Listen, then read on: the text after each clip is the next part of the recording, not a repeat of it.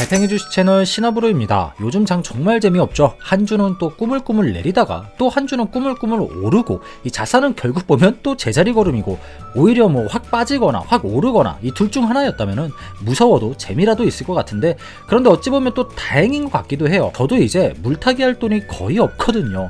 이 남아있는 시드가 저도 많이 없다 보니까 매달 정식 투자만 열심히 진행하고 있어요. 어쨌든 요즘 투자 시장이 전체적으로 재미도 없고 짜증만 나긴 하지만 분명 또 오르는 날도 찾아온단 말이에요. 그때의 시장을 위해서라도 우리가 열심히 걸음을 뿌려놔야 되는 거고요. 자, 오늘도 같이 공부해보러 가시죠. 슉!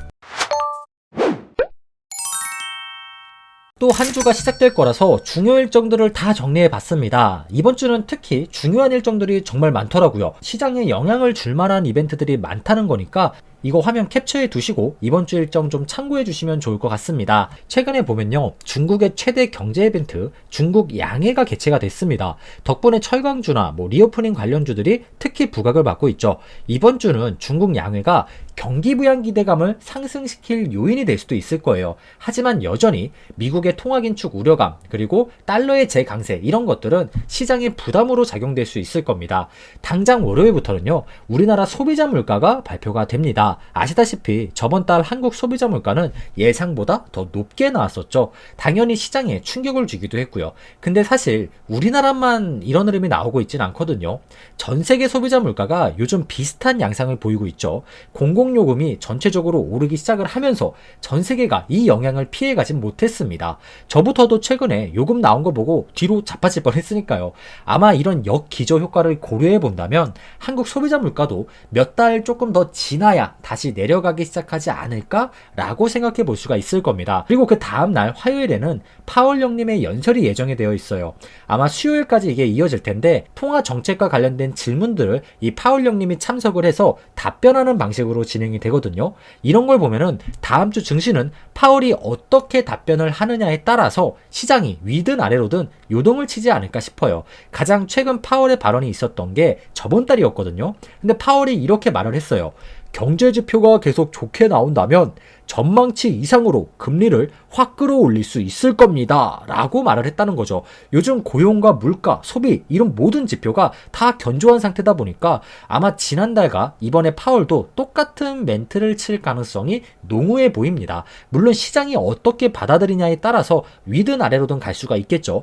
뭔가 파월이 인플레이션이 앞으로 완화될 것 같아요 라고 한다던가, 계속 신중한 접근을 해볼 겁니다, 이런 좀 별 시덥잖은 소리를 내뱉게 된다면 시장이 오를 수도 있을 거고요. 반대로 파월이 금리 인상으로 우리에게 더 겁을 준다면 다시 주가는 내릴 수도 있을 것이고, 그러니까 적리식 투자를 하실 때도 이런 가능성들을 충분히 염두에 두시고 시기적절히 잘 투자해 가시면 좋을 것 같아요. 그리고 수요일에는요, 베이지북이 공개가 돼요. 미국 전역의 경기 여건을 가늠해 볼 수 있는 그런 나침반이다 보니까 이런 것도 반드시 체크해 보시고, 목요일과 금요일 역시나 여러 중요 경제 지표들이 발표가 됩니다. 이 옐런의 청문회도 잡혀 있으니까 이번 주는 좀 흥미진진한 그런 시장이 되지 않을까 예상해 볼 수 있을 겁니다.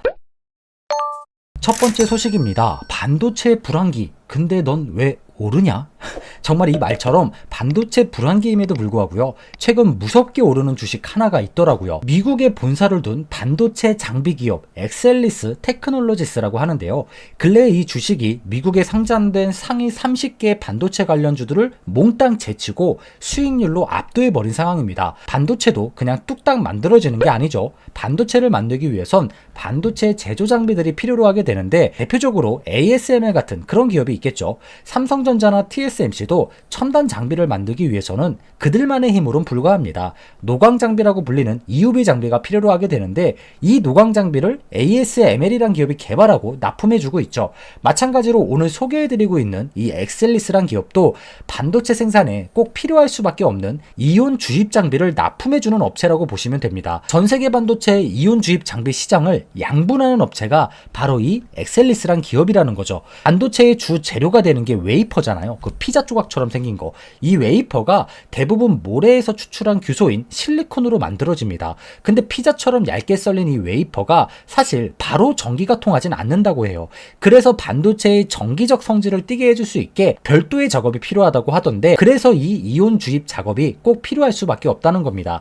현재 이 엑셀리스라는 기업이 세계 32개 국가에 이온 이온 주입 장비를 공급해주고 있다고 해요. 스마트폰에 들어가는 초소형 칩에서부터 PC, 메모리보드, 전기차, 그 외 산업용으로 사용되는 고출력 하드웨어에 몽땅 이르기까지 정말 방대하고 다양한 용도의 반도체를 생산하는데, 앞으로도 이 엑셀리스의 장비가, 이온 주입 장비가 꼭 필요하다는 얘기겠죠. 특히 최근 외신 기사를 보니까요, 엑셀리스 기업의 이온 주입기라는 제품이 이 생산 능력을 확장해 가려는 반도체 제조업체들 사이에서 인기가 매우 좋다고 합니다. 그래서 그런지 엑셀리스의 연매출도 꾸준히 우상향 중이에요.